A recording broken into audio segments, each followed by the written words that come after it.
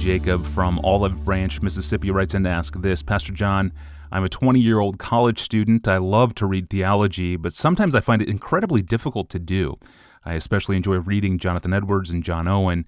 Reading theology, however, is hard. It's not like other genres where you can read large passages straight through. I often find myself splitting my reading into short segments. My question is, how do you, Pastor John, read the works of men like Owen and Edwards? What tips do you have for people like myself who enjoy it, but also struggle with it? If by struggle, Jacob, you mean when reading Owen and Edwards, you must slow down and take it in smaller sections so that you can ponder it and digest it, then this is the kind of struggle I think everybody should have. Should have, not must have, but should have. That kind of reading is exactly the way I think Owen and Edwards should be read. I say almost everybody. Almost everybody should read it like that. Because there are a few geniuses in the world, all right? I know that. Some of them have asked me why I do certain things. I say, because I'm a cripple. I use a crutch because I'm a cripple. I'm not like you. A genius can read maybe 50 pages at a sitting, remember it all, understand it all, reproduce it all, use it all. I'm not like that.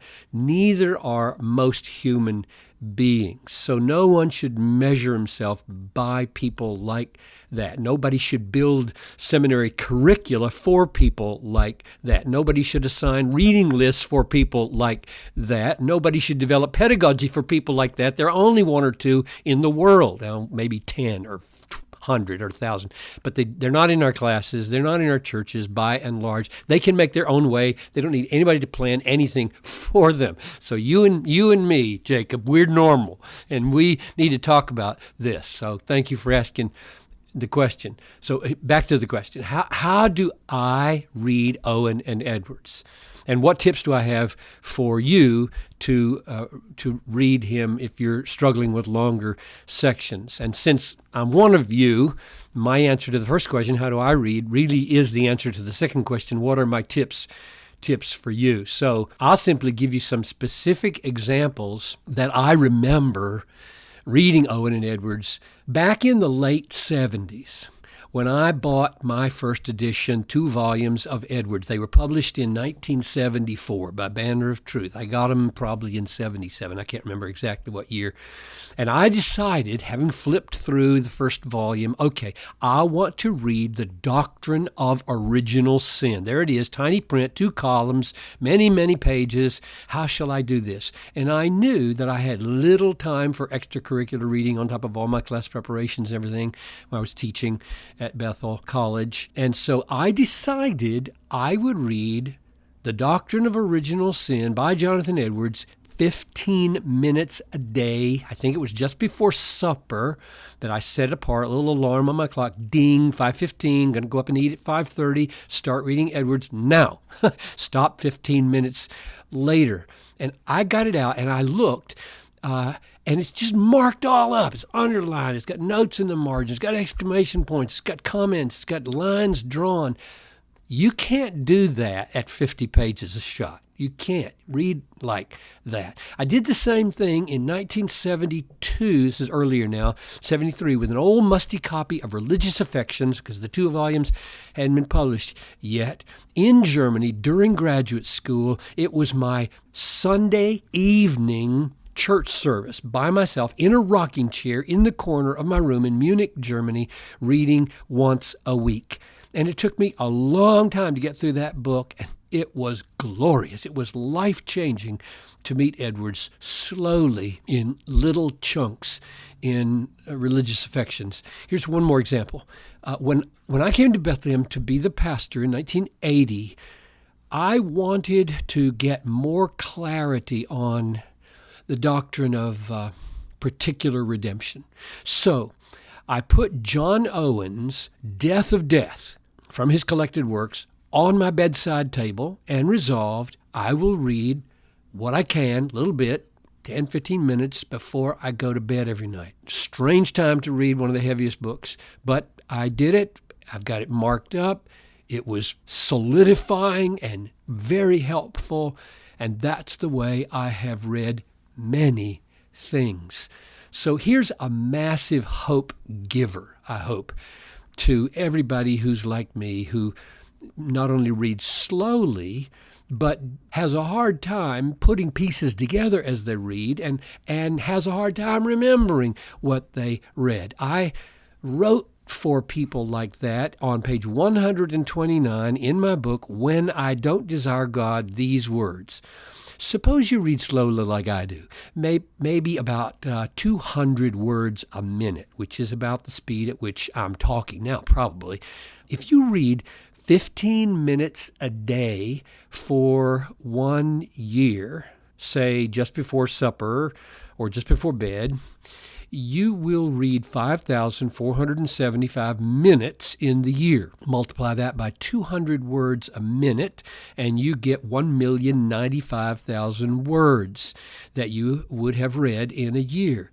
Now, an average serious book might have about 360 words per page. I counted some and made an average. So you would read 3,041 pages in 1 year during that 15-minute slot. That's 10 very substantial books, all in 15 minutes a day. Or let's be more specific. John Calvin's Institutes in the 2-volume that I have is 1,521 pages in 2 volumes, with an average of 400 words per page, which is 608,000 words. That means that even if you took a day off, let's just do 6 days a week, took a day off every week, you could read this great biblical vision of God and man, the Institutes, in about 33 weeks at 15 minutes a day, and you would be doing other reading besides. So, Jacob, take heart. You call it a struggle. You can drop that word. This is a blessing. It is a gift that you enjoy great theologians, and it's a gift that you can't breeze through them quickly. The world has enough people in it who read to say they have read. It needs more people who care very little for pace and care very deeply about going deep. So be that kind of reader. Wonderful. Yes, thank you, Pastor John. Okay, quickly for someone new to Jonathan Edwards, where should they start? Should they start with Charity and Its Fruits? No, I wouldn't start with Charity. My wife and I read Charity in Germany on the couch a little bit every night, and frankly found it wordy. I don't think it's written as well as Edwards' other books. I'm not sure why that is. I think it doesn't everybody says Edwards is hard to read. I think Charity, at least in parts of it, not the last chapter. Heaven is a World of Love is in a class by itself. I mean, that's a classic. Everybody should read that, even if they don't read the rest of the chapters. I would generally say start with some sermons, collection of sermons. But if you're going to take a big book, I would start with Religious Affections. Religious Affections proved to me the most devotionally satisfying of all the works of Edwards. Reading it on a Sunday night in Germany for weeks on end, while my heart was being dismantled by the laying back of the onion of sin and the description of the beauties of holiness, I would send them there. If they are a very academic type and they really want to tackle something hard, I think Edwards' greatest book is The Freedom of the Will. And but that's no place for a beginner to start. Devotionally, I think sermons like The Excellency of Christ, or a divine and spiritual light immediately imparted to the soul, or on the fatherhood of God, or Christ's agony. I mean, those are just sermons that stand out in my memory as precious, or the Religious Affections. Very good. Excellent. Thank you, Pastor John. And this episode reminds me of episode number 99, back when I asked the cliche question, I know, stranded on a desert island, what books do you bring? You can find Pastor John's answer in episode number 99 of this podcast, and you can find it at desiringgod.org. At the top of the page, click on the tab that says More, and then click on Ask Pastor John. There you can search hundreds of past episodes, you can get the free apps, and you can ask John Piper a bewildering question. All that and all made possible because of our generous financial donors who are behind the mission of Desiring God, who make this podcast possible, and who I know are listening right now. Thank you. Well, when you look at Christ, what do you see in him? The answer to that question determines everything, and Pastor John will explain why tomorrow. I'm your host, Tony Reinke. Thanks for listening to the Ask Pastor John podcast.